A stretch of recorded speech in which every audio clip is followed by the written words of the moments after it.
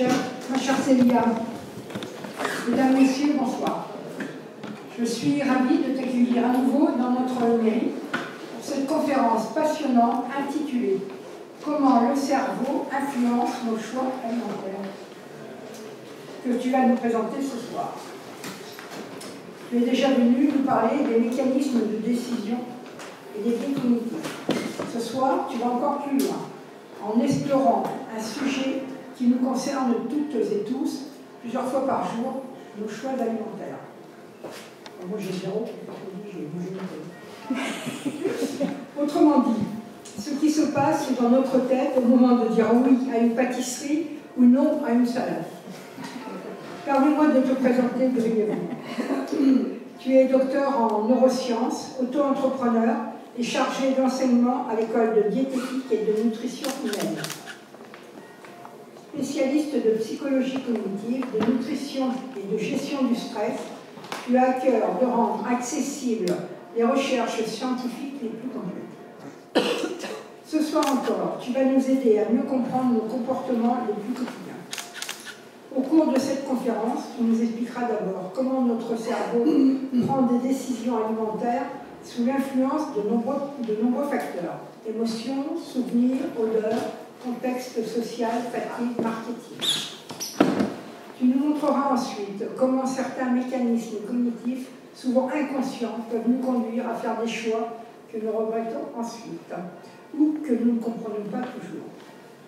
Enfin, tu partageras avec nous des clés, des stratégies concrètes pour mieux gérer ces automatismes, déjouer les pièges de la surabondance alimentaire et retrouver une forme de liberté dans nos décisions. Non pas pour culpabiliser, mais au contraire pour prendre confiance.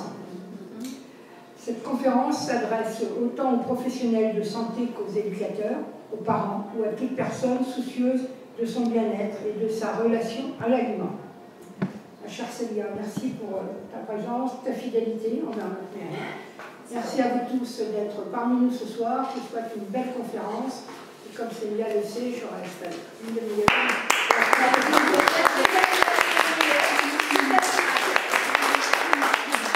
Au départ, d'expliquer comment est-ce qu'on prend une décision en général, comment notre cerveau nous aide à prendre des décisions. Là, je voulais focaliser sur les comportements alimentaires, les choix alimentaires. Et effectivement, comme l'a dit Josiane, il n'est pas question de faire culpabiliser, mais de faire comprendre pourquoi vous faites ces choix-là. Il n'y a pas de miracle, on va voir que c'est le cerveau qui parfois peut biaiser vos décisions et pourquoi elles peuvent être donc effectivement biaisées. Donc évidemment, ça va se transformer en 4 parties. D'abord, manger sainement pour se faire plaisir. Pourquoi est-ce qu'on fait ce choix-là? Dans quelles situations, conditions on fait ces choix-là? Quels sont les éléments qui vont influencer nos choix alimentaires? Qu'est-ce qui fait qu'en fait le marketing va avoir une certaine influence? Donc là, on va un petit peu parler de tout ce qui va être agroalimentaire, comment l'industrie agroalimentaire essaye d'influencer nos choix alimentaires, de les modifier et de vous faire changer d'avis sur certains produits. On prendra des exemples. Alors je suis désolée, je citerai certaines marques, mais parce que dans l'article scientifique que j'ai trouvé, il citait les marques. Mais on peut étendre à d'autres types de marques. Et évidemment, je vous donnerai des stratégies pour vous aider à mieux les gérer.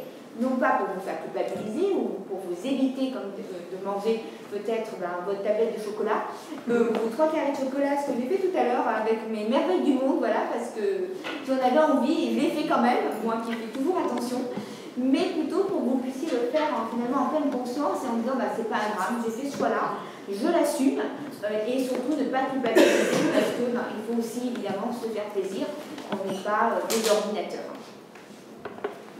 Donc évidemment, manger sainement ou se faire plaisir. Tout d'abord, qu'est-ce qui prend une décision? Eh bien, c'est faire un choix. Souvenez-vous, pour ceux qui étaient là à la conférence, faire un choix entre différentes options. On va évaluer ces options, option A, option B. On va les analyser. On va voir 2 types de systèmes. On va voir même 3 systèmes à vrai dire. On va voir notre système totalement analytique, totalement mathématique, basé sur des probabilités. La probabilité que les événements surviennent, donc là c'est presque binaire, ordinateur. Et on va voir un système un peu plus intuitif, basé sur des heuristiques. Les heuristiques, c'est quoi? Ce sont des raccourcis. Notre cerveau prend toujours des raccourcis pour prendre une décision, c'est logique, parce qu'il doit aller très vite. Et ces raccourcis, on va le voir, peuvent conduire à des biais. On l'avait vu à la précédente conférence, mais là aussi au niveau des choix alimentaires, on peut faire des erreurs de choix, notamment si on lit mal certaines étiquettes alimentaires ou qu'on focalise sur des informations mises en relief sur ces étiquettes alimentaires sans tenir compte du reste. Et moi je vais vous apprendre justement à déjouer ces pièges-là, forcément. Évidemment, il y a un autre système qui est le système émotionnel, c'est lié à l'émotion et notamment à la récompense. Alors toute prise de décision, il y a une récompense. Vous êtes venu m'écouter ce soir, c'est votre récompense, voilà. J'espère que vous êtes content parce que votre dopamine est en train de décharger à plein tube, comme on dit. C'est votre récompense. Mais effectivement, la récompense est encore plus dans nos choix alimentaires, puisqu'on a du plaisir lorsqu'on s'alimente, lorsqu'on consomme certains types d'aliments. Et évidemment, ce plaisir, parfois, ça peut être dur d'y résister. Donc, évidemment, le cerveau va se faire une représentation en fait, des récompenses, des besoins, les préférences et les attentes de l'individu. C'est-à-dire qu'on peut avoir une attente vis-à-vis de certains produits qu'il faut qu'on va vouloir le consommer. Parfois, on peut être déçu ou au contraire agréablement surpris. Alors, préférence et prise de décision. Pepsi ou Coca-Cola. Donc là, légumes grillés ou pizza, ou calorique les deux, mais gâteau au chocolat, ou effectivement fromage. Quelle peut être la prise de décision? Gâteau au chocolat ou fromage, finalement c'est noir, mais ça dépend si vous êtes plutôt sucré ou salé. Moi je suis de la team fromage, donc généralement je préfère la team fromage. Voilà. Noah aussi, voilà ça. Ça ne veut pas dire qu'on peut ne pas craquer sur du gâteau au chocolat. Mais effectivement, je sors tout ça. Salade, pizza, ça va dépendre de quoi? Ça va dépendre du moment aussi. Ça veut dire qu'on va évaluer effectivement notre décision. Est-ce que je choisis quoi? Ça va dépendre de notre santé. Si on a des problèmes de santé, qu'on va être diabétique ou des problèmes effectivement de cholestérol, tout ça, peut-être qu'il vaudrait mieux éviter. Et encore que, il faut quand même se faire plaisir, sinon ça crée de l'oublier. Et ça peut créer des troubles du comportement alimentaire. Je pense que certains de mes anciens étudiants acquiescent évidemment ces dires-là. Ça va être aussi du moment, c'est-à-dire que si vous avez fait la fête pendant plusieurs jours, forcément vous avez plutôt envie de légumes, même de légumes vapeur, que plutôt de consommer des pizzas. Et ensuite, évidemment, il va y avoir... juste je signe à mon amie Patricia, juste là, ma petite Patricia, qui a ta place réservée. Il va y avoir effectivement le choix entre Pepsi et Coca-Cola. Donc là, c'est le même produit quelque peu, sauf qu'on a des représentations mentales qui sont totalement différentes. Et il y a eu effectivement des études qui ont été réalisées à l'aveugle, et pas mal de personnes finalement n'ont pas choisi Coca-Cola comme préférence. Il n'y a pas eu de préférence entre les deux produits, voire même certains ont choisi de Pepsi. Qu'est-ce qui a fait que ces personnes-là, effectivement, choisissaient plutôt Coca que Pepsi? C'est les représentations mentales que l'on peut avoir du produit en disant je vais préférer celui-ci parce que peut-être que l'industrie Coca-Cola a eu un message publicitaire plus impactant ou pour d'autres types de raisons. Donc effectivement, on évalue, on prend une décision et on va prendre cette décision en ayant des éléments totalement factuels, en ayant des éléments aussi émotionnel. Si on est malade en mangeant une pizza, peut-être qu'effectivement on va éviter de consommer une pizza parce qu'on sait que au niveau des marqueurs somatiques, physiologiques, on va être malade, donc on va faire un autre type de choix. Donc effectivement, on va continuer, c'est mon jeu qui a mon temps, on va continuer effectivement le choix et les récompenses. Dans cette situation, chocolat, 100 € ou sport, vous choisissez quoi? Chocolat. Allez, qui est la team chocolat? Ah, il y en a qu'une. La team 100 €. Oui, comme ça, on s'achète du chocolat. On s'achète du chocolat avec. Alors, on va s'acheter beaucoup de chocolat. Alors, pourquoi la team 100 €, c'est pourquoi? Pour acheter du chocolat. Acheter du chocolat. Pas idiot. Donc, on partait en vacances. En fait, pour vous montrer, il peut y avoir plusieurs choses qui vont vous permettre de faire votre choix. Ça va dépendre du moment. Si vous sortez de table, peut-être que le chocolat, vous n'avez pas tellement envie. Si vous voulez évidemment peut-être partir en vacances, comme tu dis Annie, peut-être qu'effectivement, vous allez avoir envie de boire cet argent-là pour évidemment partir en vacances. Le sport, si vous êtes addict au sport, ou du moins que vous aimez le sport, vous avez envie de faire du sport, c'est peut-être ça que vous allez choisir. Si vous êtes comme moi, vous évitez de choisir le sport parce que c'est pas mon truc, mais vous préférerez peut-être effectivement les 100 €, éventuellement le chocolat, ou comme l'on dit des étudiants, mais madame, moi je prends 100 €, avec 100 € je me paye mon abonnement au sport, ou du moins pour un mois, ma tablette de chocolat, il me reste encore de l'argent, et après je fais ce que je veux avec. Et bien c'est une très bonne réflexion, parce que finalement ils ont fait quoi? Ils ont analysé. On analyse de manière en termes de mathématiques, on regarde effectivement ce qui nous fait plaisir par rapport aussi effectivement au passé invendu, et on prend cette décision-là en disant bah, finalement pour moi la solution qui est la mieux c'est de faire ça. Et qu'est-ce qui va nous permettre de faire ça? C'est notre cortex orbitofrontal. Il est où notre cortex orbitofrontal? Il est là, au-dessus des yeux. C'est-à-dire notre cortex préfrontal c'est tout ça, c'est votre front, et orbitofrontal c'est au-dessus de l'orbite des yeux. Il sert à quoi? À prendre des décisions, notamment liées à l'émotion. Parce que l'émotion est importante, souvenez-vous, pour prendre une décision. Sans émotion, c'est dur d'évaluer les conséquences négatives pour nous et de voir finalement que ce n'est pas le bon choix pour nous. Alors évidemment, parfois l'émotion peut être pulsionnelle, hein, comme Zinedine Zidane, souvenez-vous, qui met son coup de boule en plein match de foot. Mais ça peut être effectivement une convulsion, etc. C'est émotionnel, on n'est pas bien, on est stressé, on n'en peut plus, on lâche de manière automatique. Mais en dehors de ça, effectivement, ça va nous permettre de prendre des décisions de manière un petit peu liée à l'émotion. Sans ces émotions, on a du mal à évaluer les conséquences à court terme, mais surtout à long terme pour nous. Et parfois, on prend de mauvaises décisions. D'ailleurs, il y a une étude qui a été menée donc, en 2018 de souvenir, c'est ça, 2018, en 2020, sur comment est-ce que les gens faisaient des choix alimentaires et pourquoi parfois les gens choisissaient plutôt des produits sains et parfois des produits un petit peu malsains. Donc ils ont mis les gens dans une IRM, imagerie cérébrale, etc., pour regarder l'activité du cerveau, voir ce qui se passait. Et ils ont remarqué que les personnes qui avaient le plus de densité neuronale, ou de neurones, attention, après je rectifie, de neurones au niveau du cortex préfrontal et orbitofrontal, c'est ceux qui faisaient les choix les plus sains pour la santé. Alors ça ne veut pas dire que ceux qui ne font pas les choix les plus sains pour la santé ont moins de neurones et sont moins intelligents que les autres. C'est pas ça du tout que ça veut dire.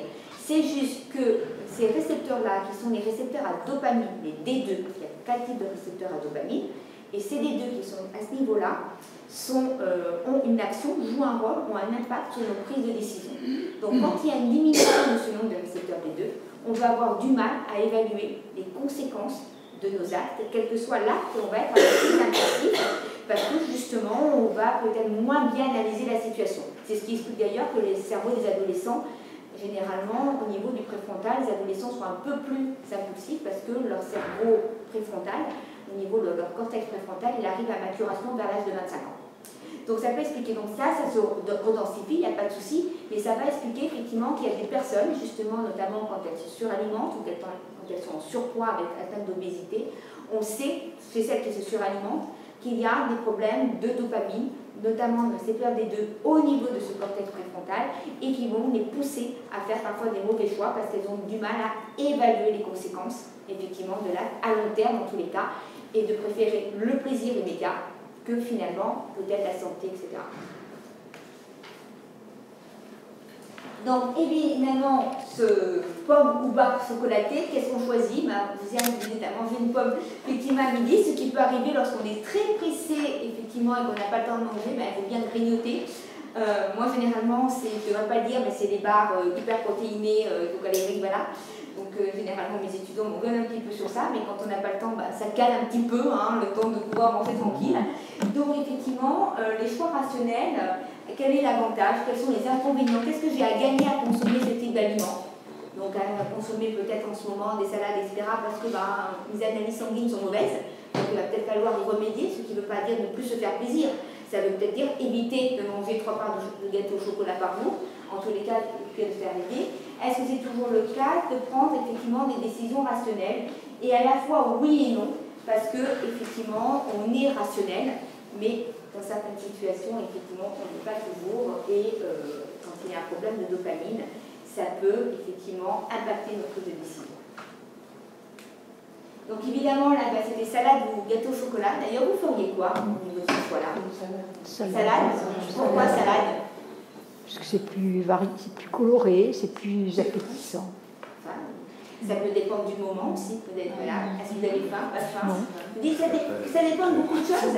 C'est des émotions. Il y en a qui me diraient, ben moi je prends les deux, ben pourquoi pas aussi. Hein. Voilà, là c'était pas la question, parce qu'évidemment le truc vous êtes goupillé un petit peu, mais ça peut être les deux. Il y a des tas de choses qui peuvent effectivement s'expliquer. Il n'y a aucun souci à ce niveau-là. Salade, etc. Finalement, gâteau au chocolat, donc ça va être délié sur l'émotion, sur effectivement les caractéristiques du produit, ça va jouer effectivement sur est-ce que pour vous c'est acceptable ou pas et quelle est la meilleure solution pour vous à ce moment-là, à ce moment présent. Et ça c'est important. Il faut que vous sachiez, c'est au moment T présent. Ça ne veut pas dire que ça va impacter vos choix tout le temps, mais c'est à ce moment-là.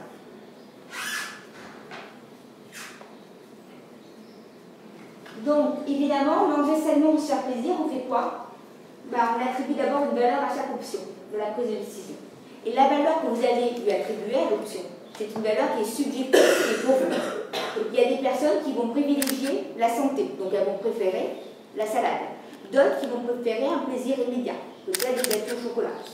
Donc c'est vraiment valeur subjective pour vous. Vous allez analyser le poids, les conséquences des différentes options. Quelles vont être les conséquences? Si vous êtes diabétique, ça peut porter à conséquence de consommer peut-être un gâteau au chocolat, éventuellement. Savoir, voilà, sans rentrer dans les détails, parce qu'évidemment, ça ne veut pas dire de ne plus consommer de sucre, hein, c'est pas ce que je veux dire, mais dans certaines situations, il peut y avoir des conséquences négatives à consommer. Donc, effectivement, on analyse le poids, les conséquences que cela peut avoir. Si vous n'en pouvez plus, vous n'avez plus faim, consommer un gâteau, vous avez grâce, c'est peut-être pas le moment non plus. Donc, c'est aussi ça, et faire son choix, mais c'est subjectif. C'est prendre le choix qui est la meilleure décision pour vous. Est-ce que vous choisissez la santé ou est-ce que vous choisissez le plaisir? Ce qui ne veut pas dire que ce choix est inéluctable à chaque fois, que c'est exactement le même à chaque décision, mais c'est au moment T. Et ça ne veut pas dire que parce qu'on choisit la santé, qu'on n'a pas le droit de se faire plaisir. Attention à ce que ne faites pas dire ce que je n'ai pas dit. C'est est-ce qu'on choisit plutôt la santé ou plutôt se faire plaisir? Il y a des gens qui vont choisir préférentiellement tout le temps la santé, faire un choix santé, d'autres plutôt un choix plaisir. Il y a même une étude qui avait été menée justement en fait pour la différence, je crois, homme-femme, et ils ont découvert que les femmes avaient tendance à choisir plutôt santé, c'est-à-dire qu'il y avait plus de préoccupations santé, à faire le choix plus de la santé que les hommes. Probablement, alors il expliquait, bon bien que mal j'allais dire, parce que les explications, ça parfois ça peut porter à confusion, du fait que les hommes souffraient de leur image, de l'aspect de la grossophobie qu'il peut y avoir, etc. Donc elles étaient peut-être plus impactées négativement par ça, elles en souffraient peut-être plus alors que peut-être les hommes un petit peu moins. Voilà, je dis bien peut-être parce que bon, effectivement, on ne peut pas en savoir plus, mais effectivement, c'est ce qui va se passer, comment je fais mon choix. Je regarde, j'impacte, je redis mes émotions, et ensuite je regarde ce qui va être, on va le voir aussi, acceptable ou pas, parce qu'il y a aussi autre chose qui rentre en compte, c'est la prise de risque que l'on peut prendre lorsqu'on va consommer certains types d'aliments. Donc évidemment, est-ce que ça se fait généralement en notre chaleur? Eh bien, c'est l'option la plus utile pour nous. Plaisir immédiat ou santé, c'est ce que je vous disais. Qu'est-ce que vous préférez? La valeur donnée, les préférences pour le moment présent ou les conséquences futures de la consommation. Conséquences futures, quelqu'un qui veut se soigner, qui a des problèmes de santé, ben, va se dire peut-être que je ne vais pas consommer, mais au moins je serai en meilleure santé. J'irai mieux, je serai mieux dans ma peau, je retrouverai mes facultés cognitives. Effectivement, quand on consomme trop d'aliments riches en graisse et en sucre, trop d'aliments ultra transformés, ça impacte cognitivement le cerveau. Il y a des études qui l'ont montré, et dès les premières consommations, ça va rapidement. Les personnes, finalement, ensuite ont des facultés qui vont diminuer. C'est réversible, attention, hein, ça ne veut pas dire que. Voilà. Mais effectivement, on voit que ça peut avoir un impact. Se fait donc évidemment valeur, la prise de décision, évidemment, on va aussi analyser, ça c'est important, le risque engendré par la consommation de l'aliment. C'est ce qu'on a fait aussi lorsqu'on se dit, est-ce que je prends le métro ou est-ce que je rentre en taxi parce qu'il est 23h? Qu'est-ce qu'on fait? Taxi, 23h, effectivement, taxi. Mais on regarde les risques. Quels sont les risques? Et les risques, ça va être quoi? Ça va être effectivement de regarder les informations brutes, réelles. Quel est le risque que je prends réellement, d'après les statistiques, de prendre le métro à 23h? D'agression, etc., etc. Qu'est-ce que je ressens? Quel est mon vécu? J'ai peur, une sensation de peur. J'ai peur parce qu'il y a des gens que je connais qui se sont peut-être fait agresser. Là aussi, ça va rentrer en compte. Et évidemment, on va percevoir ces risques-là. Et ensuite, en analysant à la fois de manière totalement mathématique et ensuite de manière un peu plus heuristique, intuitive et liée à notre émotion, on va prendre une décision en disant c'est acceptable ou pas acceptable de prendre le métro. C'est exactement la même chose pour les comportements alimentaires, pour nos choix alimentaires. Notre cerveau va nous aider à faire ce choix-là. Donc là, en dehors de faire ce choix pour la santé, ou plutôt tout ce qui est récompense émotionnelle, donc finalement salade, on va dire, pour résumer, ou gâteau au chocolat, ça va être, il y a des aliments que je perçois à risque, est-ce que je vais les consommer, est-ce que je ne vais pas les consommer, et quel est le retour que je peux en avoir. On parle beaucoup par exemple des aliments crus. Dans certaines sociétés, comme au Japon, donc c'est dommage, aujourd'hui il n'y a pas Émilie Félix qui a écrit qui s'y connaît beaucoup en cuisine japonaise, mais effectivement au Japon ils consomment beaucoup d'aliments crus. C'est logique et d'ailleurs c'est très bon parce que bon, généralement quand c'est bien préparé évidemment c'est très bon. Nous, en tant qu'occidentaux, entre guillemets, peut-être c'est un peu plus compliqué pour nous parce qu'on peut avoir des peurs d'être contaminé, ne sachant pas évidemment comment ça a été préparé, etc. Parce que c'est du cru. Il ne faut pas oublier les crises sanitaires qu'il y a eu notamment avec la vache folle parce que les gens ont consommé du cru, c'était ça ce qui était impactant. Donc la vache folle, c'était des animaux qui avaient un virus qui ressemblait un petit peu à la maladie d'Alzheimer, une maladie à prions. Et effectivement, quand l'homme consommait cette viande-là, il développait la maladie et c'était la mort assurée. Et effectivement, pour pallier le problème, d'abord il y a eu l'abattage des bêtes, mais surtout il fallait consommer de la viande très cuite parce que ça tuait la maladie et non pas crue. Donc évidemment, on peut avoir ces problèmes-là, perception des risques, on va voir aussi comment l'homme perçoit le risque, c'est-à-dire qu'il y a des aliments pour certaines personnes qui sont totalement, considérés comme plus à risque que d'autres. Et ensuite, c'est vraiment aussi sur l'émotion, ça joue parce que quelqu'un peut-être a été malade en consommant un aliment cru, etc. ou pas, il y a d'autres exemples.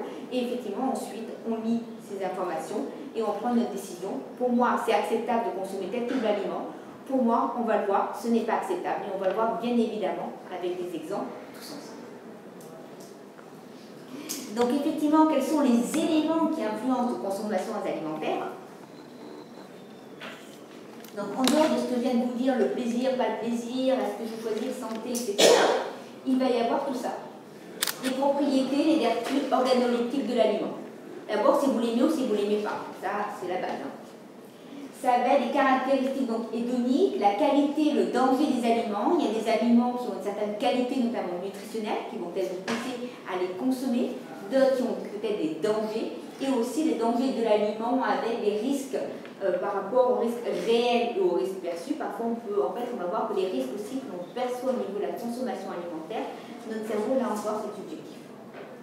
Il y a des choses qui sont objectives, bien évidemment. Alors, chez nous, tout le monde se plaint actuellement, on se plaint beaucoup des crises sanitaires. Alors, c'est vrai qu'il n'y en a jamais eu autant. Alors, il y a quand même peu de crises sanitaires, il y a beaucoup de produits rappelés. Comme dès que je regarde Google l'actualité, chaque jour, on a une liste. Sauf que je ne suis pas certaine qu'il y a quelques années, il n'y avait pas le même problème. Il y a plusieurs choses qui font ça. C'est qu'aujourd'hui, il y a les réseaux sociaux, les réseaux machin, Internet qui s'est développé, donc on en parle beaucoup plus. Que peut-être que les gens râlent un peu plus en disant « j'étais malade avec tel produit » et se posent la question, alors qu'avant on disait « bon, je suis malade », mais enfin, on ne mettait pas en lien autant, et peut-être qu'on en parlait moins. Mais si on se réfère, je suppose que c'est pas, je suis persuadée, ça je l'avais entendu, je l'avais même lu, mais je n'ai pas vérifié, je n'étais peut-être pas née, donc forcément non plus. Mais à l'époque où il y avait peut-être beaucoup plus de personnes qui mouraient d'intoxication alimentaire que de nos jours. Donc les réels, ils sont quand même moins, peut-être qu'il y a éventuellement, sauf si c'est l'industrie agroalimentaire qui n'a pas respecté les normes, c'est un autre problème, ils sont peut-être moins qu'il y a quelques années. Mais on va les percevoir différemment parce que justement l'information va être très très présente au niveau de notre cerveau, ne serait-ce que par les médias. Donc, on va évidemment d'abord catégoriser les aliments. Alors là, c'est des aliments, bon voilà, c'est du pain, des fruits. Là, ce sont des insectes et là, c'est du polystyrène. Qui c'est qui mangerait du polystyrène? Personne. Parce que vous n'avez pas catégorisé cela comme un aliment. Vous allez me dire, c'est logique, le polystyrène, ça ne se mange pas. Effectivement, il y a un Rosin qui était un chercheur, je ne sais plus s'il est mort ou pas, qui ont fait plusieurs études comme ça. Ils ont pris des étudiants et ils ont en fait, c'était du chocolat, ils ont donné du chocolat en forme de crotte de chien. Donc en fait, c'était une crotte de chien, sauf que c'était du chocolat. Les étudiants savaient que c'était du chocolat. Voilà, donc ils le savaient. Ils ont refusé de le manger. Pourquoi? Parce que pour eux, ce n'était pas catégorisé comme un aliment. Crotte de chien égale non-aliment, donc je ne le mange pas. C'est ça aussi qui va jouer, c'est-à-dire on va catégoriser. Donc déjà, première chose, le choix alimentaire, vous catégorisez un aliment en termes de c'est un aliment, ok, et ensuite vous prenez la décision, c'est un aliment, je le mange ou je ne le mange pas, mais si vous dites ce n'est pas un aliment pour moi, vous n'allez pas le manger. Donc cuite, maintenant, c'est nouveau, c'est la mode des insectes. Qui va nous manger des insectes dans la salle? J'ai déjà mangé. Et alors? Ça croque sous la dent, c'est pas plus mauvais qu'autre chose. Hein? C'est pas de protéines en plus. Qui est comme moi qui ne jamais, au grand jamais, ne voit des insectes? Effectivement, voilà. Je suis la première. Pourquoi? Parce que pour moi, je ne peux pas concevoir, même si je sais que ça se mange, et que c'est peut-être à dire, je ne peux pas. Psychologiquement, c'est pas possible. Mais il y en a, dans l'industrie. Alors, il y en a, non. Ça commence à être intégré peut-être dans les farines, ils ont donné l'autorisation, mais on n'a pas le droit de vous dire qu'il n'y a rien du tout. C'est-à-dire que quand vous lisez la notice, enfin l'étiquette alimentaire, c'est censé être marqué dessus. Parce qu'il y a des gens qui peuvent faire des allergies. Hein. C'est-à-dire qu'il y a des études réellement qui ont été le risque, c'est ça, qui ont été menées sur les insectes. Il peut y être les gens qui sont allergiques aux crustacés peuvent être aussi allergiques aux insectes. Donc c'est des études assez récentes. C'est une de mes étudiantes qui avait présenté ça dans un des CTR, qui avait expliqué justement qu'il pouvait y avoir des allergies et qu'après il y avait aussi... Mais non, en fait, ils n'ont pas le droit de ne pas dire ce qu'il y a dans un produit sur une étiquette alimentaire. C'est censé être tout marqué parce que si quelqu'un a une allergie, ils sont mal. Mais effectivement, ça va être problème. Après, il y a une différence entre le manger en forme peut-être de farine et de ne pas sentir et l'avoir sous la dent réellement, c'est peut-être pas tout à fait psychologiquement la même chose non plus. Et ensuite, vous avez ça. Donc en fait, vous faites quoi? Déjà, vous avez un aliment, pas aliment, consommable, pas consommable. Consommation problématique, l'aliment qui est comestible, ben vous allez le catégoriser, on va le voir, dans parfois des aliments sains, des aliments moins sains, et ensuite c'est à votre choix, suivant la situation. L'agréable au quotidien, le délicieux festif. Après non consommable, ben, tout ce qui est toxique, dangereux pour l'homme, on ne consomme pas généralement. Tout ce qui est tabou. Alors tabou, ça peut être culturel, hein, pour certaines religions, on ne mange pas de porc. On ne mange pas non plus en Inde, par exemple, on ne mange pas de vache. Il y a d'autres religions aussi où on ne mange pas, ou d'autres cultes où on ne mange pas certains aliments. Mais ça peut être aussi totalement au niveau de la culture, c'est-à-dire les anglo-saxons notamment ne mangeraient pas de cuisses de grenouille, des choses comme ça, parce que pour eux, ils ne peuvent pas considérer que c'est l'aliment. Vous allez me dire que moi non plus, je ne mange pas, les escargots non plus, mais effectivement, c'est ça. On sait que c'est des aliments. Mais moi, je ne peux pas, parce que pour moi, c'est dans le non comestible, c'est no way. J'étais comme ça pour les huîtres, puis finalement j'ai changé d'avis, mais je crois que pour les escargots, non. Enfin, ça ne fera pas. Mais effectivement, c'est peut-être bon justement, mais non. Mangeable, mais j'aime pas. Et effectivement, tout ce qui est objet d'étude. Donc vous voyez comment est-ce qu'on va, votre cerveau va faire vos choix alimentaires, va catégoriser, c'est comestible ou c'est pas comestible, et ensuite, je sais que c'est comestible, mais ça ne l'est pas pour moi, parce que pour moi c'est no way, c'est pas possible de consommer ce type d'aliment. Même si après, il peut y avoir des tas de raisons. Ça peut être parce qu'on vous a appris que ça ne se mange pas, parce que ça ne se mange pas dans votre culture. Il y a des cultures dans lesquelles ça ne se mange pas. Il y a des cultures dans lesquelles ça se mange. Moi, j'ai donné cette année un cours de sociologie de l'alimentation. J'ai enfin pu récupérer avec mes étudiants de Master 1 et je leur ai demandé de présenter leur culture. Et quand ils m'ont parlé de leur gastronomie, certains qui venaient des pays d'Afrique me disent ben, en fait, nous on mange dans l'animal, on mange ça. Mais vous imaginez même pas, pour nous tout se mange, quoi, la tête, la queue, les oreilles. Et ils m'ont dit mais vous voilà, mais en fait c'était drôle parce qu'ils m'ont dit mais vaut mieux pas qu'on vous dise, d'accord? Mais effectivement, parce qu'il y a d'autres choses qui se font, il y a, je sais qu'en Asie notamment, il y a les études du cœur.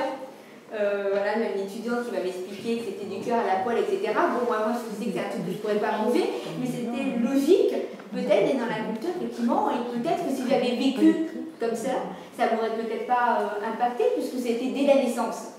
Sauf que ben, là, actuellement, les abats ne mangent pas. Mais ça se mange. Ça se mange. Alors après, on va faire quoi? On va catégoriser, évidemment, frais et industriel. Est-ce que c'est frais, est-ce que c'est industriel? Est-ce que c'est l'alimentation ultra transformée? Est-ce que c'est bon, est-ce que c'est mauvais? Et en fait, finalement, c'est l'idée que nous faisons aussi de produits qui contribuent finalement à la catégorisation. C'est gérer dès l'enfance, ça commence avec les informations sensorielles, le goût dès l'enfance. Plus un enfant sera finalement confronté à différents types de goûts dès son plus jeune âge, plus il acceptera de consommer, parce que forcément ça ne sera pas inconnu, parce que généralement quand c'est inconnu, c'est non, je ne veux pas consommer. Ça c'est un point important. Ça va être effectivement l'idée qu'on fait du produit. Tout à l'heure, vous prenez l'exemple du Pepsi et du Coca. Alors pourquoi celui-ci? C'est non pas que je vais citer ces marques-là, mais c'est parce qu'il y a eu des études scientifiques menées en aveugle sur ces produits-là et qui ont montré qu'en aveugle, justement, il n'y a pas de différence. Et pourtant, c'est la catégorisation, la représentation que nous avons qui font que généralement, les personnes vont choisir plutôt du Coca-Cola que du Pepsi quand ce n'est pas à l'aveugle. C'est pareil aussi, il y a eu des études pour la petite histoire sur des bouteilles de vin. Donc, ils ont pris des bouteilles de vin à 3 € et ils ont fait croire aux gens qu'une bouteille était à 20 € et l'autre à 3 €. Ils ont demandé aux personnes laquelle ils préféraient. Tout le monde a sorti celle à 20 €. Et ceux qui ont fait la dégustation à l'aveugle, ils n'ont trouvé aucune différence, puisque de toute manière, effectivement, c'était exactement le même vin. Pourquoi? Parce qu'on a une représentation mentale, des choses qui sont chères, égale bon, peut-être, etc. Donc, qui fait qu'on ne va pas avoir la même manière de catégoriser les aliments. Et finalement, on peut avoir des ambivalences, c'est tout ce qui est paradoxe de l'omnivore, c'est plaisir des plaisirs, face à l'alimentation, le plaisir. La santé ou la maladie, un aliment qui est trop consommé, même s'il est bon pour la santé, peut rendre malade. Et aussi la vie, la mort, et là c'est notamment les personnes qui ont du mal à consommer des animaux, qui passent peut-être du mode végétarien, en tous les cas qui ne veulent pas consommer effectivement la viande. Il peut y avoir aussi une ambivalence en disant il faut consommer la viande pour la santé parce qu'on nous dit qu'il faut avoir tel type d'apport nutritionnel, il en faut, mais moi ça me pose un problème, donc ça, soit ils passent au végétarisme, ils trouvent autre chose, soit il y en a certains, dans ce que j'ai pu lire en sociaux, qui font même des prières pour les animaux qui sont morts justement pour pallier ce problème-là et finalement déculpabiliser de leur consommation. Donc ensuite, ça a été une étude qui a été menée, alors là, vous ne voyez peut-être pas grand-chose, je suis désolée, mais parce que je pense que d'habitude j'ai l'écran un peu plus grand. C'est un carré cianotique, donc vous expliquer ce que c'est qu'ils ont, c'est des chercheurs en marketing, et ils ont en fait interrogé des milliers de personnes en leur demandant de catégoriser les produits. En fait de dire quel était leur panier de consommation et comment est-ce qu'ils catégorisaient ce produit qu'ils avaient mis dans le panier.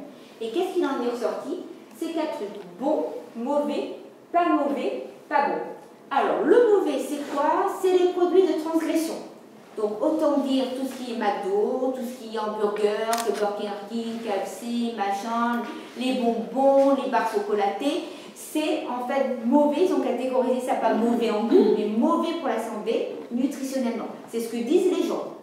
Donc, ils ont récupéré les notions, c'est pas moi qui le dis, c'est pas les chercheurs qui me disent que ces produits sont mauvais, c'est les gens qui disent j'ai mis ça, mais c'est un produit de transgression, c'est mauvais, c'est pas bien, c'est l'industriel, enfin bref, c'est pas ce qu'il faut.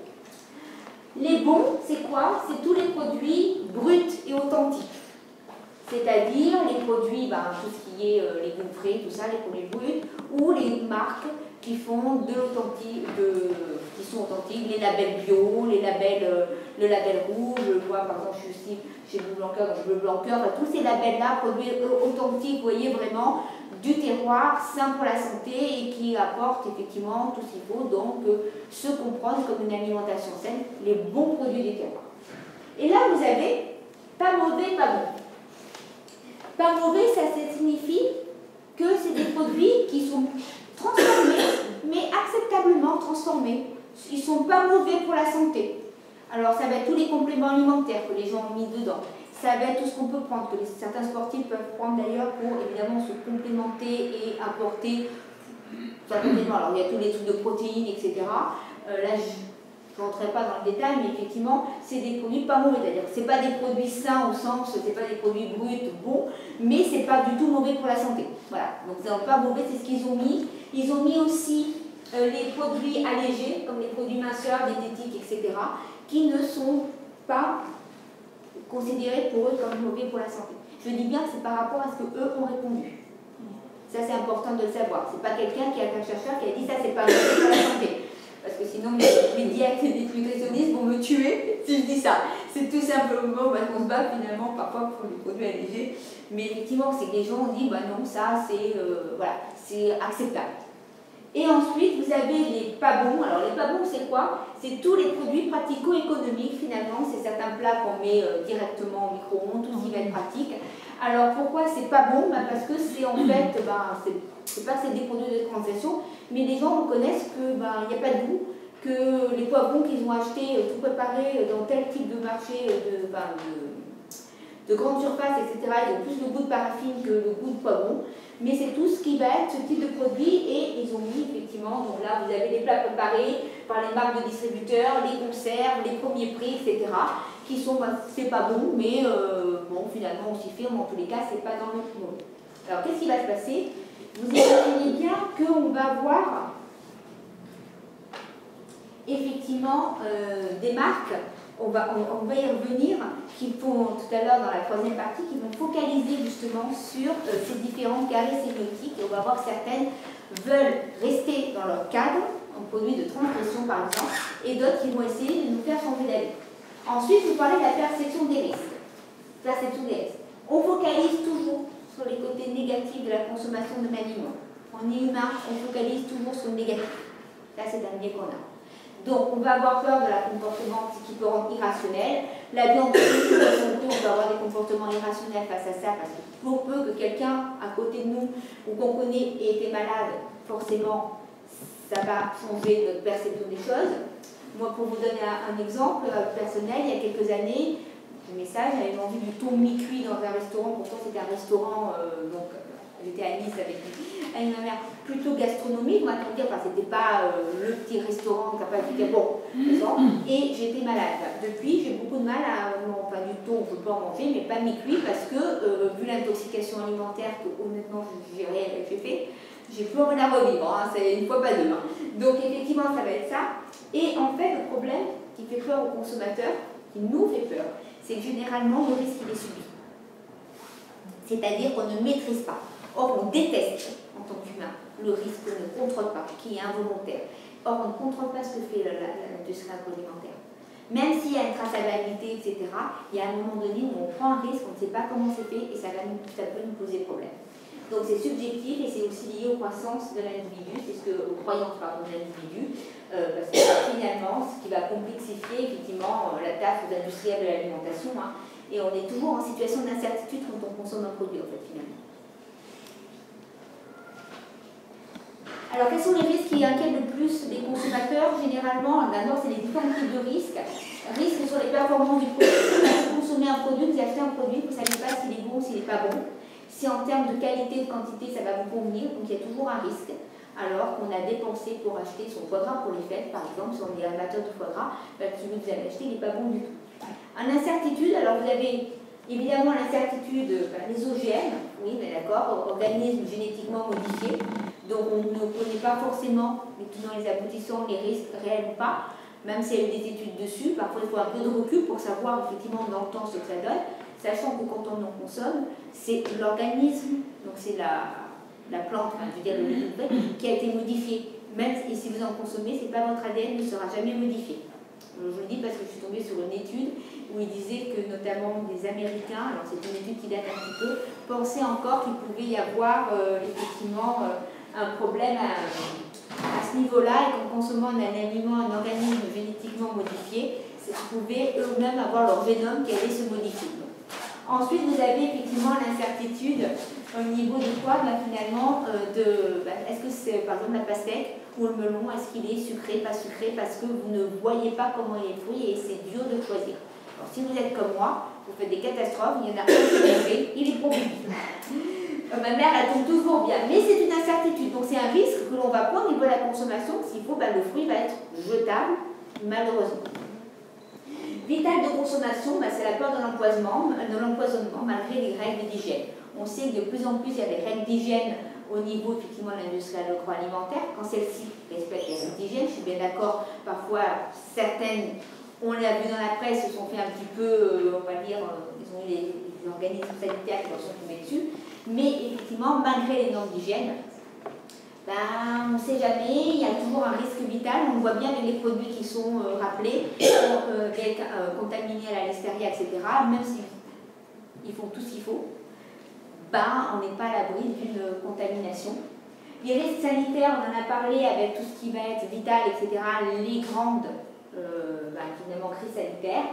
et le fameux risque nutritionnel avec des effets à long terme et à court terme évidemment sur la santé.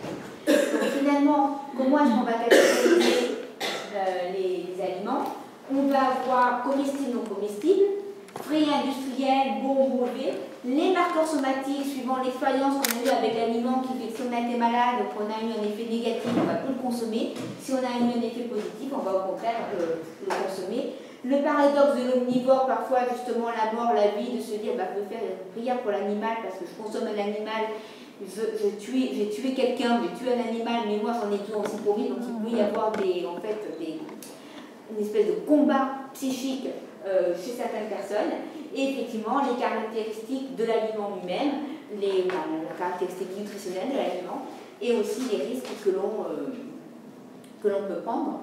Sachant qu'effectivement, ce qui va se passer au niveau des risques, on a tendance à surestimer les risques sanitaires, les crises sanitaires, et à sous-estimer ses propres comportements. C'est-à-dire que les gens pensent qu'ils prennent plus de risques, parfois en consommant certains types d'aliments, en se disant, ben voilà, j'ai peur effectivement, d'être contaminé, ça leur fait très peur. Mais finalement, ils sous-estiment les risques qu'ils prennent eux en consommant des aliments trop riches en graisse et en sucre. Pourquoi? Parce que c'est un biais de disponibilité. Dans un cas, quand il y a une crise sanitaire, il peut y avoir des morts, on en parle à la télé, c'est comme un accident d'avion, ça fait, un ram-blam pas possible. D'un autre côté, lorsqu'on fait soi-même ce type de comportement, la mort, elle n'est pas imminente. D'abord, on n'est pas obligé de tomber malade, il y a des risques qu'on développe une maladie métabolique, peut faire du diabète, etc. Et ensuite, ça peut, effectivement, les personnes peuvent faire des accidents, ils peuvent y rester, mais en fait, comme c'est au long cours, les personnes vont sous-estimer, ne vont pas se rendre compte des risques finalement qui prennent. Or, de consommer une alimentation ultra transformée, il y a beaucoup plus de risques impactant la santé au niveau finalement des conséquences négatives de la santé. Si on se réfère ça, même au niveau du nombre peut-être de personnes qui risquent de décéder des conséquences d'un diabète, des conséquences effectivement de types de problèmes, d'hypertension, etc., dues à leur consommation alimentaire, il y en a quand même beaucoup plus que certainement de morts au niveau des crises sanitaires. Sauf que dans un cas, c'est flagrant et on voit que ça, et c'est d'un coup, et dans l'autre cas, finalement, c'est des personnes qui sont malades et on ne voit pas ces statistiques-là. Donc effectivement, l'impact du marketing, sous-estimation effectivement sur l'estimation des risques, ça c'est ce que je vous disais, on surestime tout ce qui est rare et non familier et on sous-estime nos propres comportements, quels que soient nos comportements.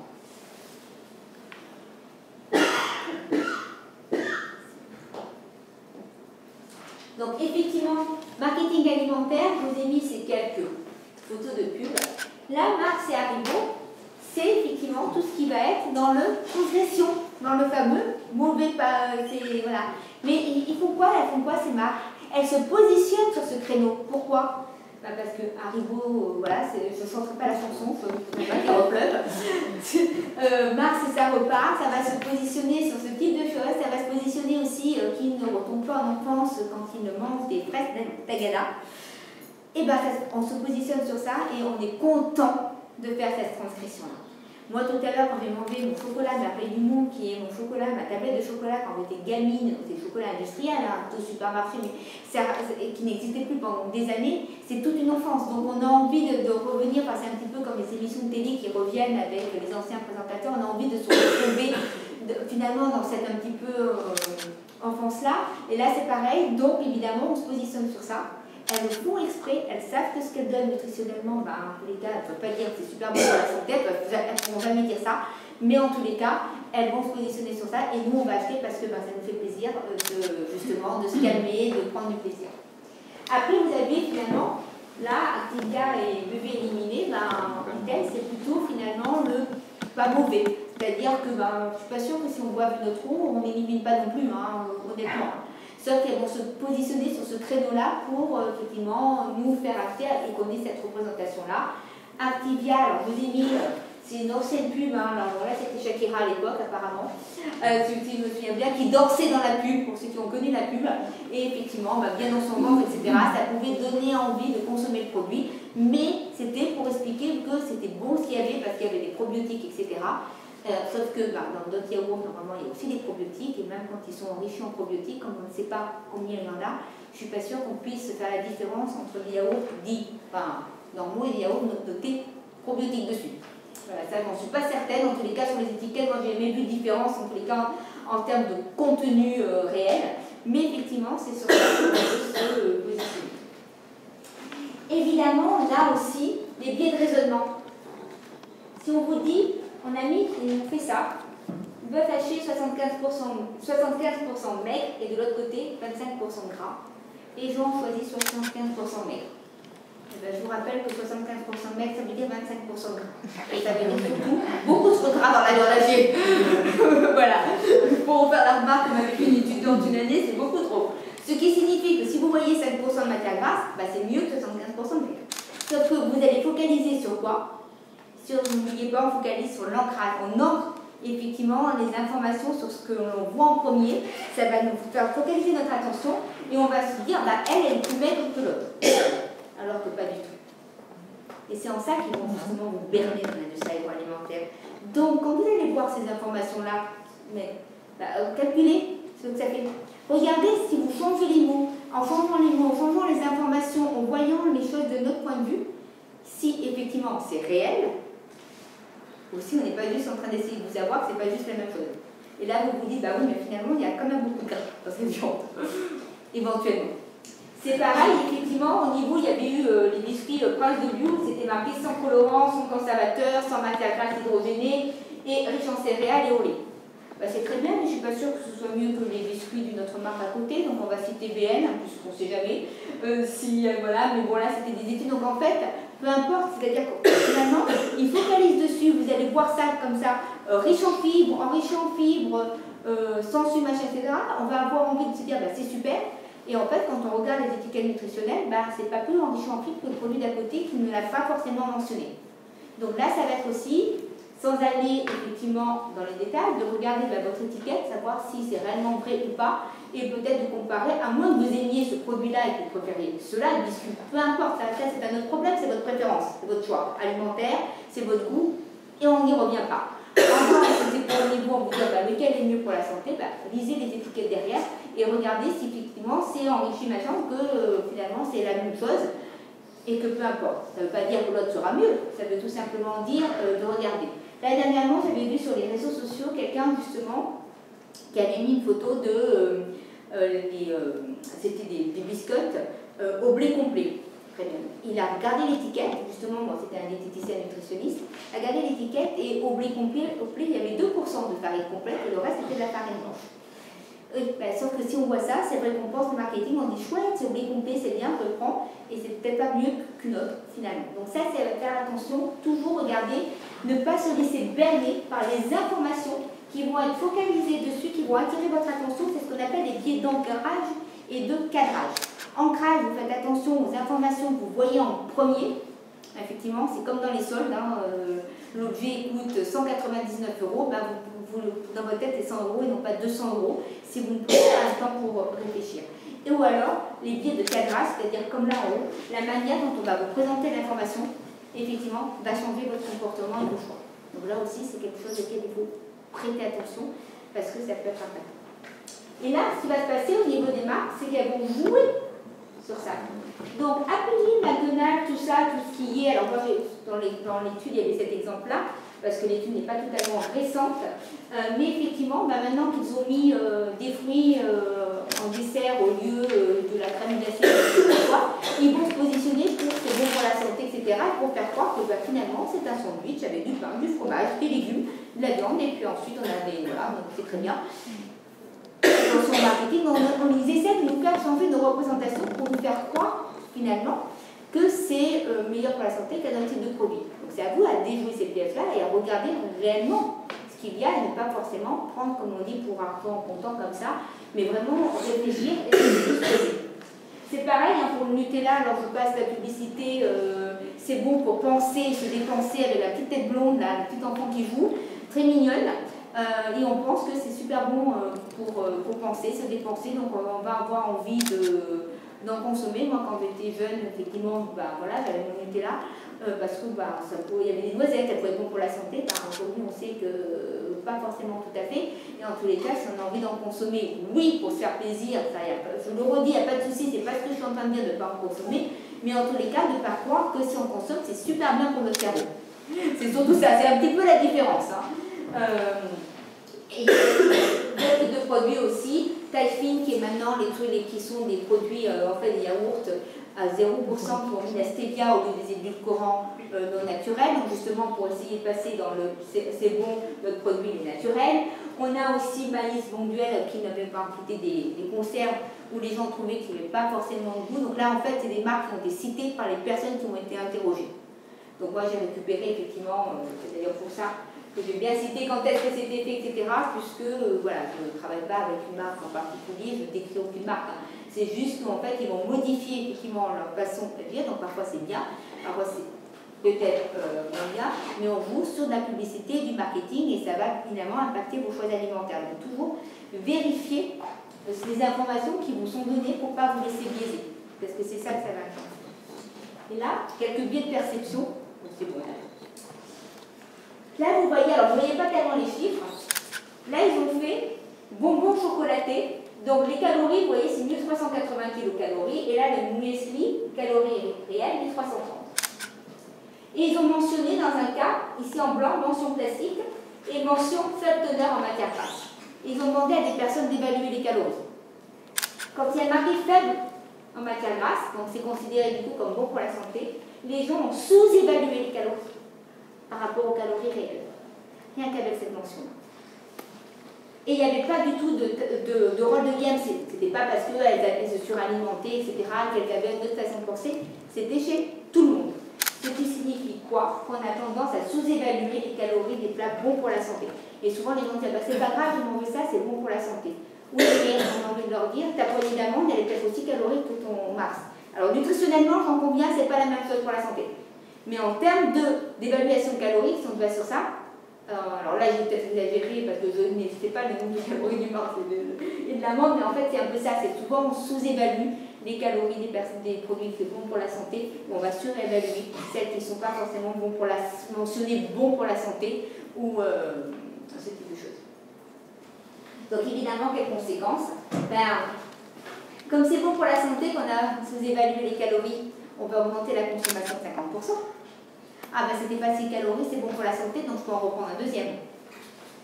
Problème de comportement, donc là il faut aussi apprendre à déjouer ces pièges-là et à se dire combien c'est réellement peut-être en termes de calories si moi j'ai envie de savoir, mais en tous les cas c'est pas parce que c'est marqué bon pour la santé qu'il y a moins de calories que dans un autre produit et faible matière grasse, ça ne veut pas dire que finalement là le produit il était le même, sauf qu'ils ont focalisé votre information sur quelque chose qui vous a biaisé dans votre prise de décision. Et du coup, généralement, ils se sont rendus compte de quoi? Qu'au restaurant, si les gens avaient pris un plat principal qui était bon pour la santé, donc genre une salade, etc., et bien ensuite, ils consommaient un dessert qui était beaucoup plus calorique parce qu'en fait, ils pensaient que ça n'avait pas d'impact. À rappeler que, effectivement, la salade de restaurant n'est pas forcément moins calorique peut-être qu'un plat de pâtes. Voilà, je ne calculerai pas les calories, les filles, peut-être que vous savez calculer les calories, encore ça dépend quel restaurant vous prépare la salade et quel restaurant vous prépare votre plat de pâtes, mais effectivement ne signifie pas que c'est moins calorique. Ça ne signifie pas ça du tout. Pareil là aussi, donc combinaison de produits, c'est-à-dire qu'on a tendance, on va avoir tendance, évaluation par élément, évaluation globale. Donc là, cheeseburger plus salade, et là, cheeseburger plus glace. Et en fait, les gens font quoi? C'est que lorsqu'ils évaluent de manière globale et qu'ils ont un produit comme un cheeseburger et une salade, ils vont sous-évaluer l'évaluation globale. C'est-à-dire qu'au lieu de faire cheeseburger, c'est tant de calories, la salade, c'est ça, donc au niveau des deux, ça me fait tant de calories pour ça. Ils vont, parce qu'il y a la salade, sous-évaluer effectivement le nombre de calories du repas. Alors que lorsqu'ils consomment la glace et un truc normal calorique, ils vont avoir exactement la même évaluation. Il n'y aura pas de biais. En fait, ils vont faire quoi, les personnes? Ils vont faire quoi, généralement? Elles vont surestimer les calories des produits, finalement, qui vont être, par exemple, pas bons pour la santé par rapport à des plats qui sont bons pour la santé. Parce que votre mini Snickers, là, a été 47 kilocalories. Certes, on mange que ça c'est pas sain pour la santé, mais votre salade, carottes, machin, etc., c'est quand même, voilà. Hein, c'est pas normal. Ça ne veut pas dire qu'il ne faut pas consommer ça ni rien, mais il faut faire attention donc, quand on évalue, effectivement, et l'estimation globale, je vous l'ai dit, l'estimation dans le cas de la salade, elle est inférieure à l'estimation des deux séparés. Il se passe quoi en fait? C'est tout simplement que en fait, la présence d'un aliment peu calorique pour la santé, donc la salade par exemple, etc., qui est bien, et ben, va diminuer. On va, va diminuer de manière perceptive le nombre de calories de l'aliment le plus calorique. C'est-à-dire que d'un coup, ben, votre cheeseburger, au lieu de faire ces tant de calories réelles qu'il fait, et ben, il va diminuer le nombre de calories. C'est ce qu'on appelle un biais. Et là, ça va être aussi important de déjouer ces biais-là et de se rendre compte que si vous mangez votre cheeseburger plus votre salade, alors certes, vous avez quand même moins de calories qu'avec la glace, mais en tous les cas, vous n'êtes pas là. Vous êtes là, c'est ça plus ça. C'est un élément plus un élément. C'est pas, il n'y a pas parce que vous avez un aliment sain, ça ne fait pas réduire les calories. Ça n'existe pas. Et ça peut être un biais parce qu'on va avoir tendance du coup à se dire je vais manger ça, je vais faire ça. Mais notre salade, les pokéballs à la mode, il y a quand même un nombre de calories. C'est très sain pour la santé, je veux bien tout ce qu'on veut. Mais en tous les cas, il n'y a pas de souci, je ne reviens pas, je ne suis pas là pour faire un truc au niveau nutritionnel, ni diététicienne, ni nutritionniste. Mais en tous les cas, ce qui est certain, c'est que c'est pas ça qui va faire diminuer le nombre de calories, il peut être tout aussi calorique. Ça va se jouer au niveau plutôt de la qualité nutritionnelle après des éléments que vous avez dans votre assiette. Ce qui n'est pas tout à fait après la même chose. Donc, stratégie pour faire les bons choix. On va finir sur ces quelques diapos là, et je suis dans les temps. Évidemment, on va inhiber votre système intuitif parce que vous prenez des raccourcis là, tous les biais. C'est à cause de vos raccourcis parce que votre cerveau blanc, il prend l'autoroute, il va vite, lui il est en mode TGV. Donc on se pose, on réfléchit et on se dit est-ce que je suis en train de me faire avoir ou pas? Ça va être important. On va activer son système inhibiteur. Alors pour ceux qui ont suivi c'était il y a 3 semaines au moins, ma conférence sur effectivement la prise des décisions, le système inhibiteur, c'est celui qui dit à votre cerveau par la main. Vous savez, comme dans la chanson il y a quelques années, je crois que c'était Michael Nunes qui chantait à un moment, c'était par la main, etc. Ça va être ça. Ça va être de ne pas le parler, de lui dire calme-toi, voilà, maintenant je reprends le dessus, et j'analyse la situation, et effectivement, je me pose et je réfléchis un peu plus. Sachant qu'on sera toujours tous biaisés par des biais cognitifs, de toute façon, il y en a 200 qui existent. Donc, minimum, vous imaginez bien qu'on ne peut pas y faire attention tout le temps. En plus, il y a des moments où on est plus ou moins fatigué. Alors, le biais cognitif, la réflexion, on n'a pas envie de réfléchir, notre cerveau, il ne peut pas réfléchir, c'est une chose. Mais faire une pause, adopter le temps de penser. Ça va être évidemment de faire travailler son cerveau pour booster son cortex préfrontal, là, celui qui a besoin de rebooster ses récepteurs B2. Alors on fait des tests, on joue, etc. On le fait travailler son cerveau, parce que plus il y aura une densité neuronale à ce niveau-là, plus il aura travaillé, plus effectivement on sera à même de prendre des décisions. On liste les avantages et les inconvénients là aussi. C'est quoi mon avantage à consommer ça? Ça me fait du plaisir, après je vais être malade, inconvénient. Attention, donc et ça peut nous permettre dans certaines situations, de nous aider à faire des choix. Évidemment, on visualise les conséquences, notamment pour ceux qui ont des problèmes de santé ou pas, quelles sont les conséquences de j'ai mangé toute la boîte de chocolat, peut-être visualiser avant que si je mange de la boîte de chocolat, je vais être malade. Et si je suis malade, après je ne serai pas bien du tout et je n'ai pas envie d'être pas bien parce que j'ai envie de pouvoir sortir et vivre ma vie, de ne pas rester à la maison malade pour avoir consommé un aliment. Gardez en tête les objectifs, c'est ça aussi qui va être important. Dans mes choix, est-ce que mon choix finalement ça va être pas d'être en meilleure santé parce que j'ai des problèmes de santé et que mon médecin m'a dit que j'avais du cholestérol, du diabète, etc. Est-ce que justement pendant un temps je ne vais pas me faire aider par des professionnels parce que là aussi il ne faut pas enlever les aliments plaisir, mais il faut peut-être revoir, faire un rééquilibrage alimentaire et peut-être qu'effectivement j'avais l'habitude de manger 3 parts de gâteau au chocolat à la fin de leur repas, peut-être que ce n'est pas la solution non plus. Donc, regardez quels sont ces objectifs. Ne pas se laisser submerger par l'émotion. Souvent, c'est émotionnel. Alors, ce qu'on peut faire, ça ne veut pas dire qu'il y aura plus d'émotion, ça veut dire essayer de la nommer. Parce que parfois, en nommant l'émotion, en la regardant en face, on fait diminuer cette émotion-là et on ne ressent peut-être plus le besoin d'avoir un aliment doudou tout de suite. Et si on en a le besoin, c'est aussi de ne pas le culpabiliser. C'est pas dire je vais bourrer mon estomac pour combler un vide, c'est je fais une offrande à mon cœur. il en a besoin, donc il me fait une offrande, comme je ferais un cadeau pour la Saint-Valentin à moi ou à ma chérie. Et ben moi, je me fais un cadeau à moi-même, pourquoi pas. Mais essayez toujours de nommer l'émotion, en nommant les émotions, en se posant, en essayant, finalement, ça ne veut pas dire nier l'émotion, mais la nommer, lui donner un nom. Et ça peut effectivement aider. Sortez bouger, alors pourquoi dire si j'ai envie de manger ou si j'ai une compulsion, ça peut être difficile. Ben, parfois, c'est juste parce qu'on s'ennuie aussi dans les décisions alimentaires. Donc parfois, ça peut être de se dire, au lieu de rester chez moi, le cul, j'allais dire, excusez-moi le terme, sur mon canapé, c'est de peut-être sortir bouger.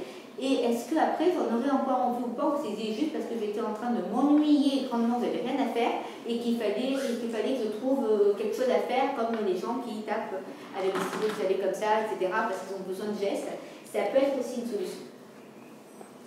Ensuite, évidemment, les décrypter. Est-ce que je suis en train de succomber à un biais de disponibilité ou de familiarité? Là, ça va être important aussi, c'est-à-dire aux messages qui vont m'être donnés. Est-ce que je ne suis pas en train juste de croire ce qu'on me dit, de croire cela, parce qu'en fait, c'est les premières informations qui me viennent à l'esprit.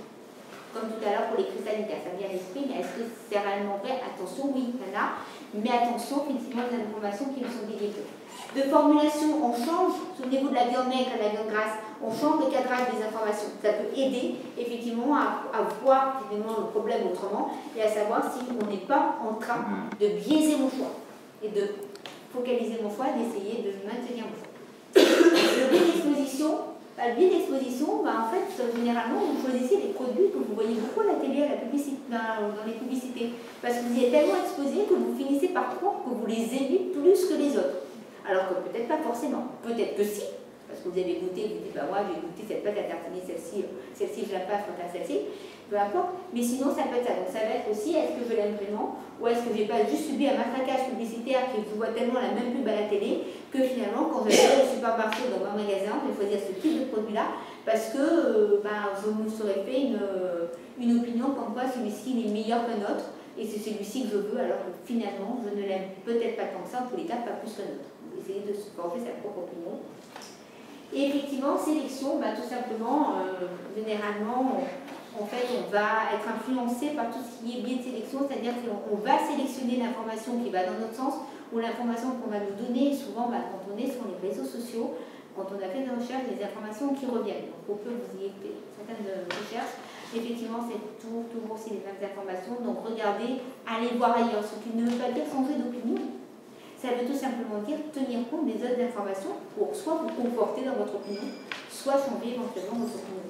Ça ne veut pas dire changer d'opinion, ça veut juste dire se conforter.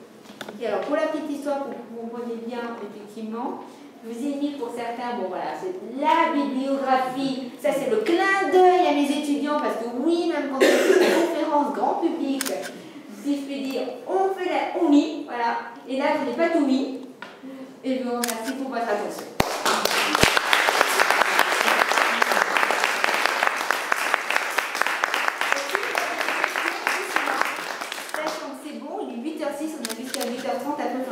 Sinon on va se faire engueuler. Excusez-moi, vous pouvez remettre la bibliographie sur le temps. Merci. Celle-ci ou l'autre la dernière. Merci beaucoup. Il n'y a pas de souci. Merci. Oui, Isabelle. Hier, dans un autre contexte, nous parlions des addictions, l'addiction à l'alcool, l'addiction à la drogue. Et Jean, tu nous parles un petit peu des addictions alimentaires, avec cette pandémie mondiale qui est l'obésité. Ce qu'on voit aussi pas mal sur les réseaux sociaux, qui est assez affolant à mon sens, donc qu'est-ce qui se passe au niveau du cortex de ces gens qui se mettent en scène, se filment en train de se goinfrer, qui sont d'ailleurs surobèses, enfin c'est catastrophique. Qu'est-ce qui se passe au niveau neuronal chez des jeunes ou des moins jeunes?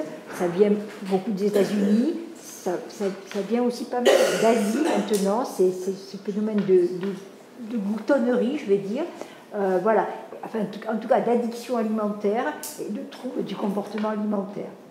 Alors au niveau des addictions alimentaires, il faut savoir que c'est assez particulier, je sais que parfois c'est décrié, on parle beaucoup, parce que ça va aussi avec le grand débat de l'addiction au sucre. Alors déjà, ce qu'il faut savoir, c'est que c'est plutôt l'addiction au sucre aux produits raffinés, aux produits ultra transformés. C'est pas, personne n'est addict au sucre blanc, je rassure tout le monde. C'est plutôt ce problème-là. Les addictions alimentaires viennent du fait qu'en fait, c'est comme les autres types d'addictions. C'est-à-dire que les personnes vont peut-être combler un vide, vont s'alimenter de manière avec des produits riches en graisse et en sucre.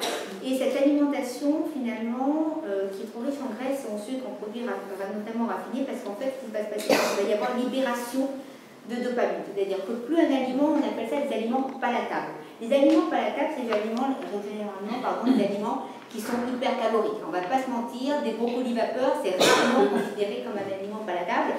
En revanche, les pizzas, les crèmes dessert, les gâteaux, le fromage, tout ce que vous voulez, ce sont des aliments palatables. Et évidemment, plus on prend du plaisir à faire quelque chose, plus il y a libération de dopamine. Vous avez pris par exemple du plaisir à venir ce soir, enfin j'espère, vous avez votre libération de dopamine. Mais pour l'alimentation, c'est pareil. Jusque-là, tout est logique.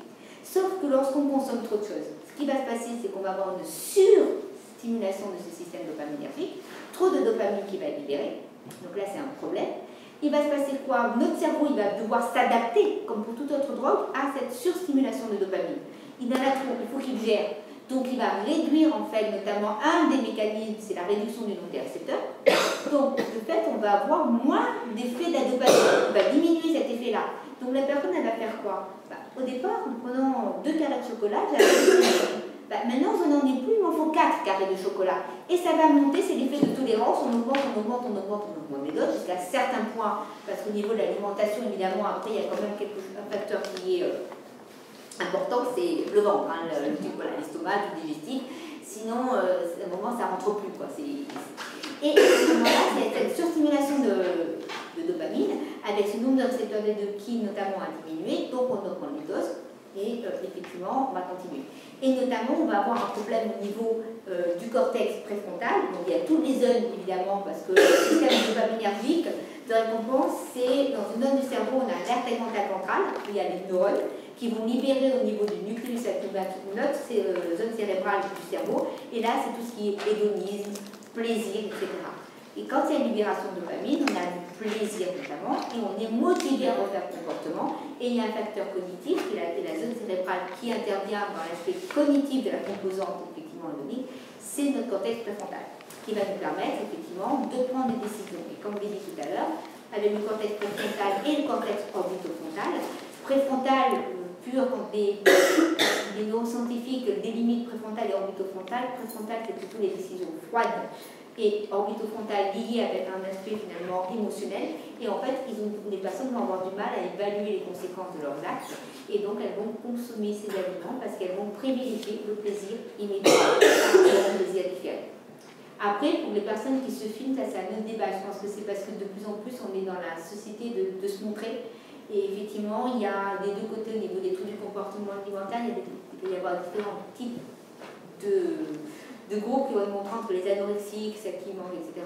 Et ça peut effectivement impacter aussi peut-être... voilà. Mais là, je sais moins parce qu'effectivement, ce qui est le plus impactant, c'est plutôt les groupes qui sont pro-anorexiques plutôt que ces personnes qui se courent devant la caméra. Mais ça peut être aussi un moyen peut-être de gérer autrement. Par rapport aux personnes qui filment, je pense aussi que c'est pour déculpabiliser. Je pense que c'est des grandes crises de boulimie.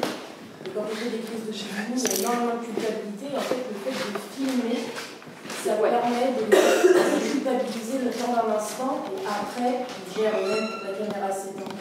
Je pense qu'il y a un lien, en fait, c'est des trucs du comportement alimentaire, mais c'est pour ça que je il y a même des concours, enfin, ils peuvent gagnent aux États-Unis, on voit, ils ont des espèces de trucs enfin, énormes, quoi, ils arrivent à le finir. Bon, je ne sais pas si entre-temps ils vomissent ou pas, mais ça s'appelle des mukbangs, je crois. Enfin, c'est des choses d'assez.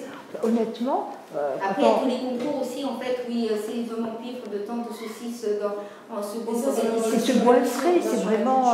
On voit plus le plaisir, là, c'est vraiment. Après, il y a le poids. Mais je pense qu'effectivement, on déculpabilise, je pense que c'est bien avec moi. Mais justement, quand vous parlez du récepteur de dopamine, des personnes qui font des crises de boulimie, du coup, c'est pas le cortex orbitofrontal qui est en jeu parce qu'il n'y a pas de dopamine à ce moment-là. Alors si, parce qu'en fait, quand il y a libération, la dopamine va être libérée au niveau du plaisir que l'on prend, de l'activité que l'on prend, dans plusieurs régions, dont dans le cortex frontal. Et effectivement, c'est vraiment la prise de décision. Après, il y a aussi d'autres impacts, c'est-à-dire qu'en fait, on va avoir l'amygdale qui va rentrer en jeu, qui est une structure qui est effectivement impliquée dans les caractères plaisants et déplaisants d'une expérience, qui est pas loin de l'hippocampe, on va dire géographiquement localisé.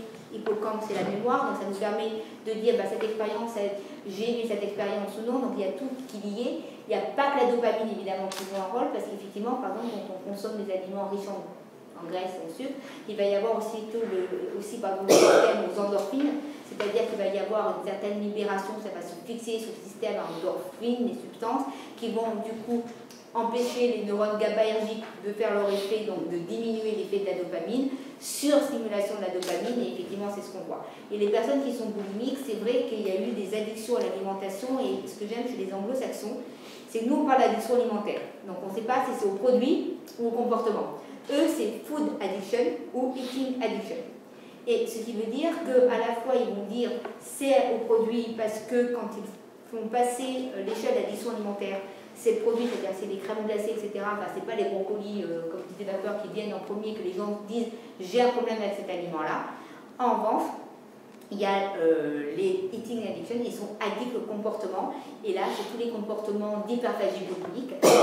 Ils vont augmenter leur comportement, donc les crises vont être de plus en plus fréquentes, vont manger beaucoup plus de calories en peu de temps, plus fréquentes, vont durer plus longtemps, etc. Et là c'est réellement le comportement, et là on est dans une addiction alimentaire, mais là aussi il y a aussi un problème de tout simplement, enfin pas tout simplement, parce qu'il n'y a pas que ça évidemment, mais je vais résumer et simplifier, de dopamine au niveau des régions impliquées de la dopamine, sauf qu'au lieu que ce soit un aliment qui va avoir un impact, là ça va être plutôt lié au comportement, sachant qu'il va y avoir un problème quand même avec l'alimentation. Et d'ailleurs, effectivement, les personnes qui sont atteintes de binge eating disorder, comme on dit en anglais, sont généralement les personnes qui sont aussi atteintes d'obésité et aussi les personnes qui sont en fait atteintes d'addiction alimentaire. C'est-à-dire qu'il y a eu des études, il y a quelques années, ils ont montré que les addicts alimentaires, selon l'échelle, les gens qui répondent à une échelle, donc c'est une auto-évaluation, était peut-être de l'ordre de 12-15% dans la population générale, et que chez les personnes qui sont atteintes de binge eating disorder, elles auraient effectivement 57%, ça montait à 57%.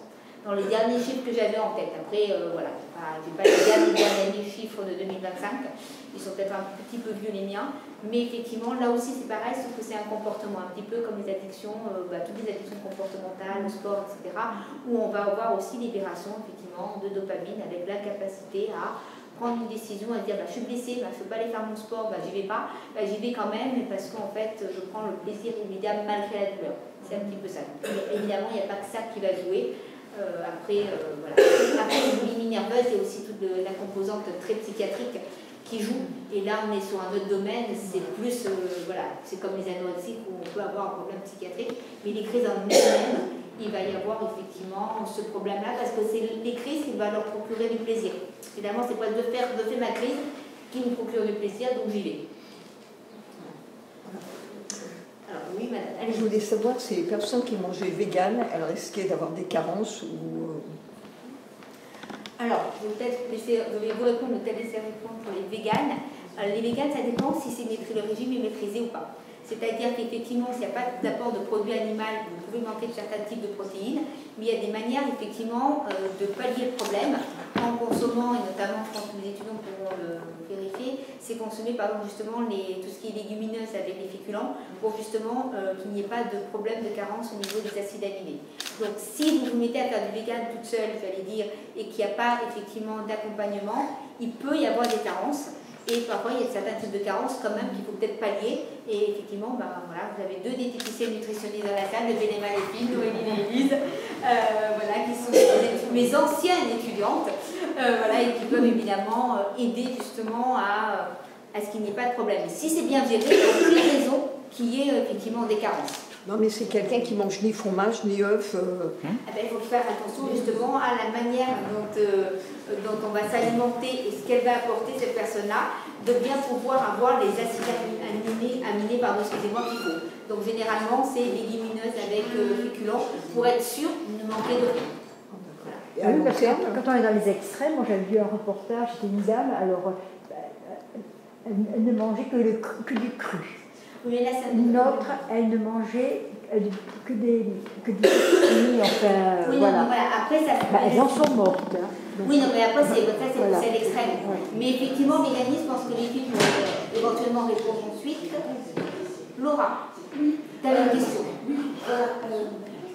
Pourquoi, quand on est amoureux, quand tout va bien, on a beaucoup moins faim et on n'est pas attiré par le sucre? C'est très étonnant que j'ai remarqué. Alors, je ne sais pas réellement répondre à la question, probablement parce qu'en fait, quand tout va bien, il y a certainement la dopamine qui a un niveau d'envie, il n'y a pas besoin de combler. Après, effectivement, c'est vrai que généralement, ce qui va vous donner qui donne une envie parfois d'aliment ultra transformé, c'est vrai, c'est généralement quand on n'est pas très bien, quand on est stressé, que ça peut impacter parce que notamment il y a une libération de cortisol. Le cortisol, c'est le stress. Le stress, donc le cortisol, c'est l'hormone du stress. Quand elle est libérée, elle augmente effectivement la faim et qui peut évidemment demander de mieux s'alimenter pour combler un vide. Généralement, c'est des aliments ultra transformés dont on a besoin.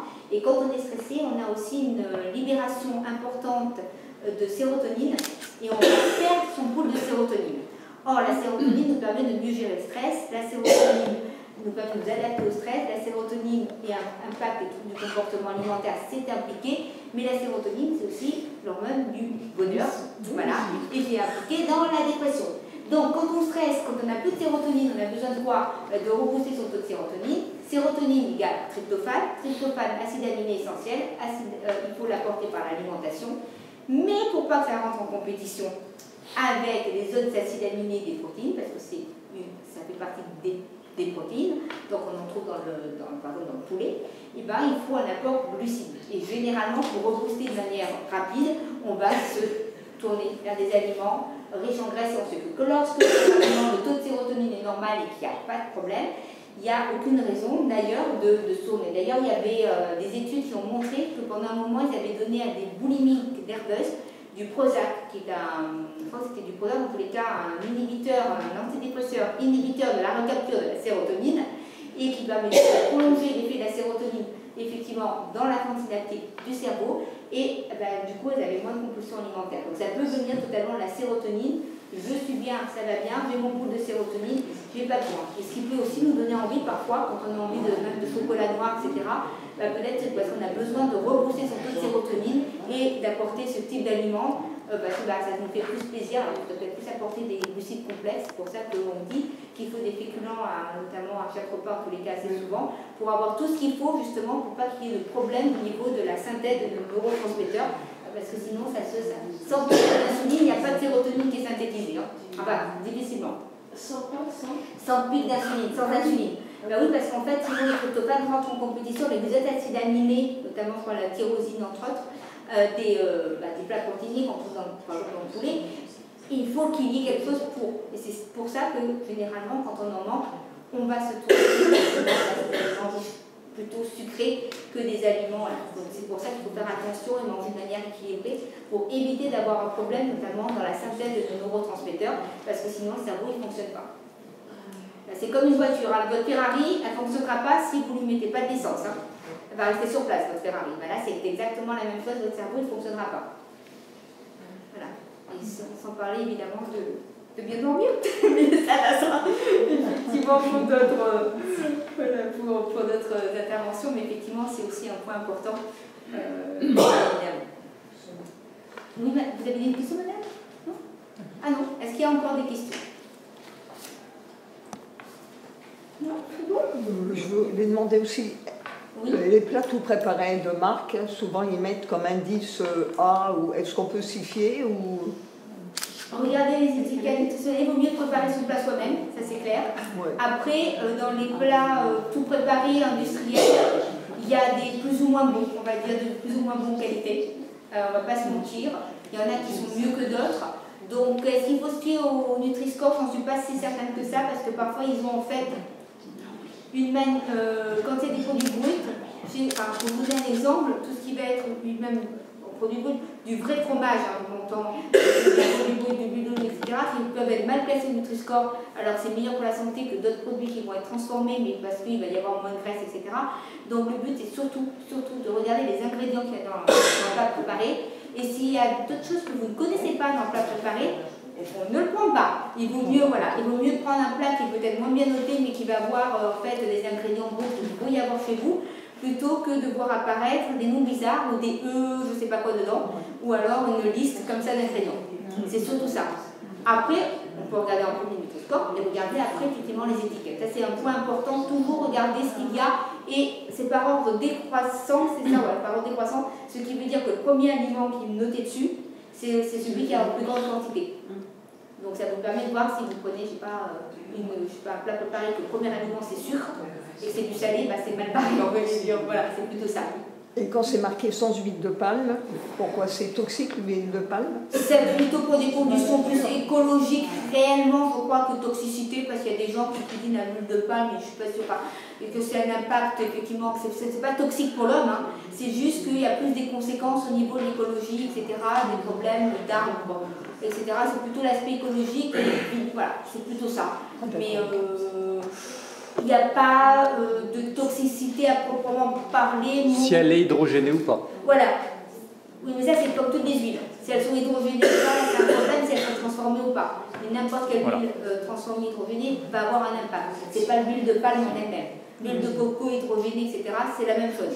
C'est juste faire attention, effectivement, voilà. C'est plutôt cet impact-là. Merci. Oui, c'est bien. Comment ça se passe dans le cerveau avec les sucres type stevia, etc. Qu'est-ce qui est bon, pas bon? Le cerveau il se fait berner, non? Alors d'un côté, le cerveau malheureusement, c'est très compliqué parce que je pense qu'il y a pas assez d'éléments encore dans la recherche. Il y en a qui disent que ça n'a pas d'impact, d'autres qui disent que ça va quand même avoir probablement un impact parce que c'est pas du vrai sucre, donc en fait il va c'est ce qu'on va voir, la sensation qu'on va avoir sur la langue avec les bourgeons du goût et la réelle sensation effectivement que c'est pas la même molécule, mais là j'aurais du mal à répondre parce qu'en fait j'ai pas lu assez d'études sur ce sujet-là pour moi-même me forger ma propre opinion parce que il y a des études qui montrent que c'est la pire des catastrophes et que ça même bousille le microbiote, honnêtement, ça impacte le microbiote de manière négative. D'autres qui disent effectivement il y a un peu de quoi, mais c'est pas si que ça. Après, dans les sucres édulcorants, il y en a qui sont plus ou moins décriés. La stevia, c'est pas certainement le plus décrié. On tombe surtout sur plutôt tout ce qui est industriel, et notamment l'aspartame, etc. Mais c'est vrai que c'est toujours compliqué parce que voilà, ça dépend du type de consommation, si elle est régulière, si elle est énorme ou pas. Enfin, il y a tellement de choses qui rentrent en compte, sachant quand même que ces types de sucre, j'allais dire, un petit peu édulcorants comme ça, ils peuvent être utilisés notamment même en pharmacie. Donc on peut trouver effectivement dans certains produits pharmaceutiques. Je sais que ça existe dans certains médicaments où c'est pas forcément mieux ou pas. Je ne sais pas si les filles vous avez dit la stevia. Non, pas de. J'avais pas dire sur l'aspartame, pas sur la stevia. Ouais, c'est plutôt la stevia, non, c'est ce qui est le plus naturel. Il y a des codeaux qu'on peut mettre sur la stevia. En fait, la stevia, quand on va en Asie, on peut acheter des paquets de stevia, ce sont des feuilles. Et en fait, là, c'est vraiment juste une feuille, c'est une plante. En France, quand vous regardez la composition, il y a tout un lobby autour de la stevia. On vous vend le curvia, il y a de la stevia, il n'y a quasiment rien en stevia. Et après, il y a du, je ne sais pas trop quoi, du mannitol, du je ne sais pas quoi. C'est effectivement un bon produit chimique, infect, et c'est surtout ça qui a décrié. Parce que la stevia en soi, la feuille. Ah oui, non, mais après, voilà. Mais il n'y a pas assez de produits. Franchement, moi, j'ai ramené des feuilles d'Asie, et je faisais des produits, je mettais, c'est un goût, ça, c'est un léger goût, mais on peut sucrer, on fait plein de choses, juste en mettant quelques feuilles dans un liquide. Écoutez, est-ce que vous avez encore une question ou pas? Parce que pour moi, je vais leur laisser la salle. me fait engueuler. Voilà, des pommes, on peut tout